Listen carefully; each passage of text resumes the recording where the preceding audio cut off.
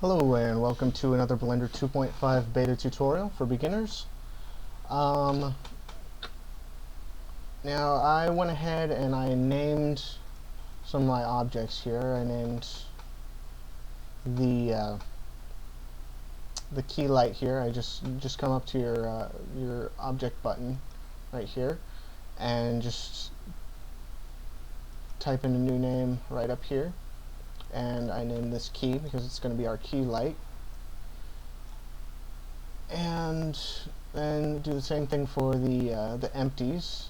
This one right here tracks the camera, so I called it camera track, and the other one tracks the key light, so I called it key track. So what we want to do is we want to select the key track and the key light, hold down shift to select both of them, and we're going to go ahead and duplicate this. Let's go into top view for this, 7.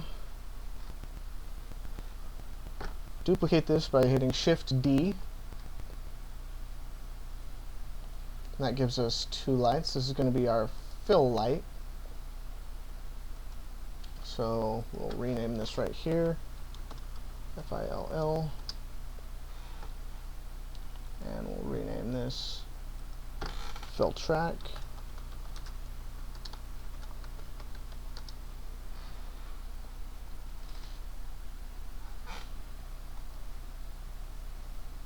Bring that in there. Bring this out a bit.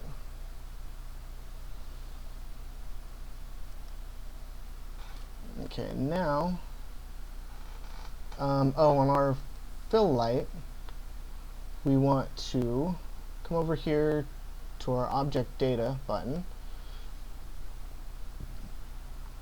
and we want to turn the energy down to, I had the energy set at 1.5 for the key light. Its default is 1. You can change it to 1.5 by just clicking here and entering 1.5. For the fill light though, I want 0.75. So let's go 0.75. Okay, and let's shift click on the fill track, and then we'll shift D to duplicate it one more time, and this is going to be our backlight. So let's go ahead and name it back.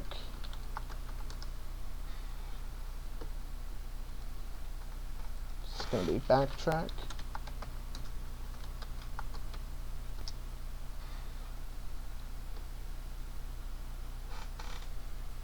And we'll go ahead and move that up here.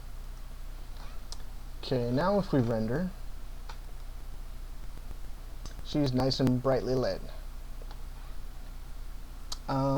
But there's a problem with shadows. I think we've got too many shadows. So let's hit escape to get out of the render screen. What I want to do is turn off shadows for the fill light. And you do that by coming up to your object data button here, and right here under shadow just click no shadow, and do the same thing for the backlight, no shadow. And now when we render it, there, it only looks like there's light coming from one direction, which is what we want. That's a little trick that you can do with CG that you just can't do in the real world. So they do all sorts of camera tricks in the real world to try and duplicate that, and it's real easy to do in the CG world. You just click no shadow. And so that's that. And escape to go back. And 1 for front view. And let's see, what else can we do?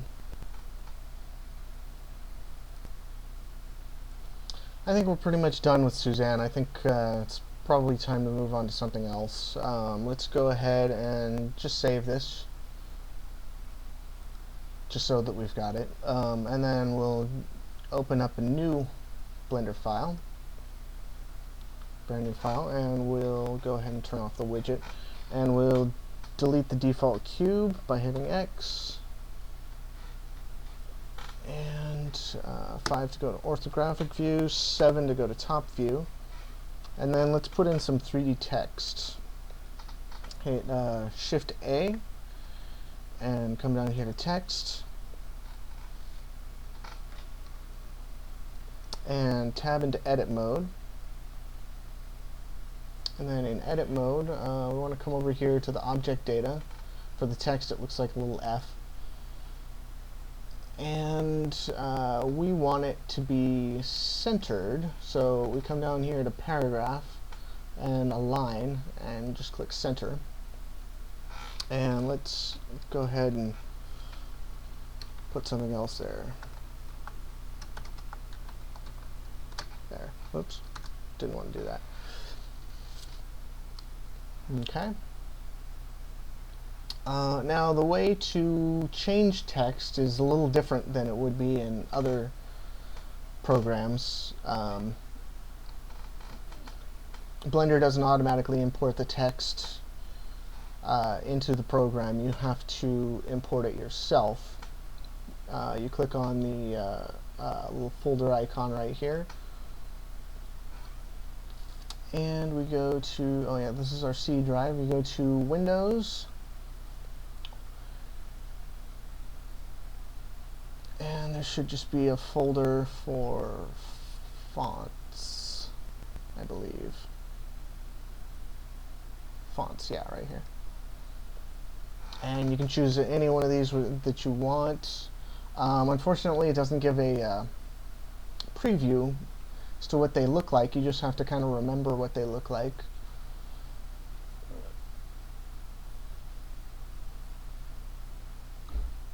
Let's go ahead and choose curls.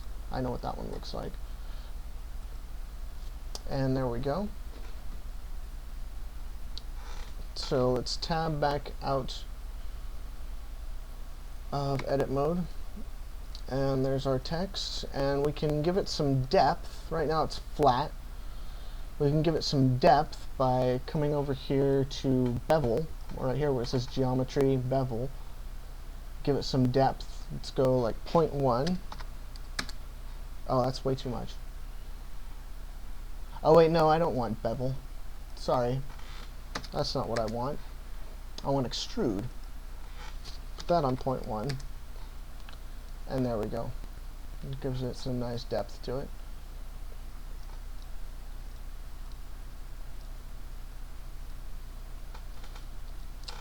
And let's say you wanted to animate this. Make each one of the letters do something different. The way to do that would be to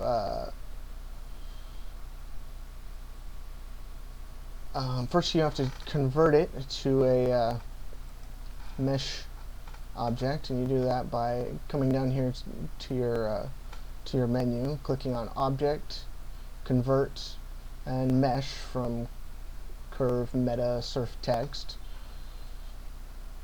and you can get to this same 2-item menu by hitting Alt-C, and just click on that, and now you can't tell unless we go into tab into edit.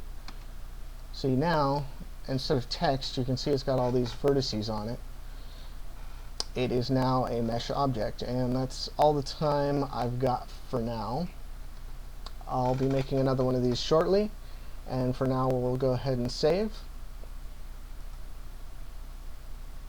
Save it as, let's call it tutorial 2.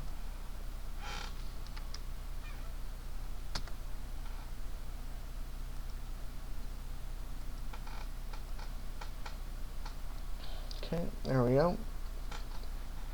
And I'll see you guys next time.